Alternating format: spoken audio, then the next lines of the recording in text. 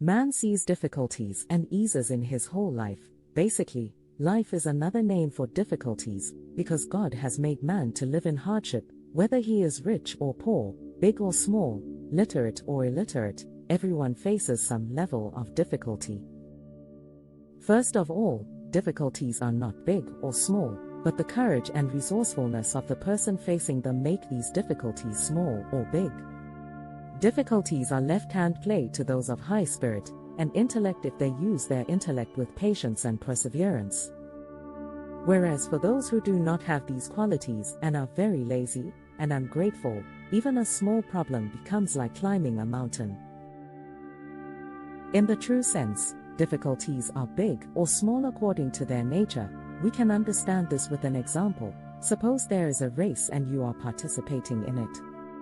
The first nature of problems may be that you are fully prepared mentally and physically, and the only difficulty is that you have to reach the destination before the rest.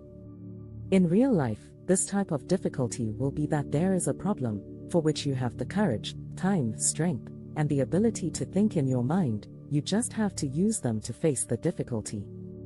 Another possibility is that, according to the rules of the race, it is permissible for all the people taking part in the race is to bump into each other during the race, which makes it difficult for anyone. The increase in the distractions makes it difficult for him or her to run, making the difficulty will be doubled. In real life, this type of difficulty would entail having a problem at hand, but the people around you causing so much trouble that it becomes difficult to focus and have the mental capacity needed to solve the problem at hand. Can't understand, be ungrateful to you and unknowingly create obstacles and fog on the way to solving the real problem. It is second nature to fall into all these obstacles and solve the real problem. The third type is that not only is it allowed to challenge each other in the race, but the supporters sitting in the audience can deliberately knock down their athlete or otherwise distract him from the race.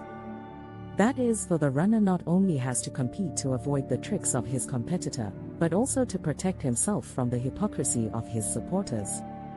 Difficulties in real life are of this nature. It will be uncommon for a person to focus solely on solving a single problem, as they usually need to address multiple complex issues simultaneously to resolve the larger problem at hand. We tend to nurture small problems that obstruct our path, drain our energy, and create excuses. Additionally, there are people who can be detrimental to our progress, like a knife in the armpit. Such as the inclusion of hypocrites among the companions of the Prophet Muhammad, peace be upon him. The purpose of these people from the beginning was not to support but to thwart. What is important in all of this is that the difficulty is not just the name of winning the race, but with one's shortcomings, tired mind and body, it is avoiding the treachery of hypocrites and traitors. That is, the problems are not just that simple, but in the journey to solve them, there are things that tire the mind and body, hinder the way to solving the real problem. There are also people who quadruple the difficulty by doing the leg pulling. Our job is to realize that the life is not a piece of cake. Problems are mostly multi-dimensional and requires consistency, hardship, correct and timely decision-making.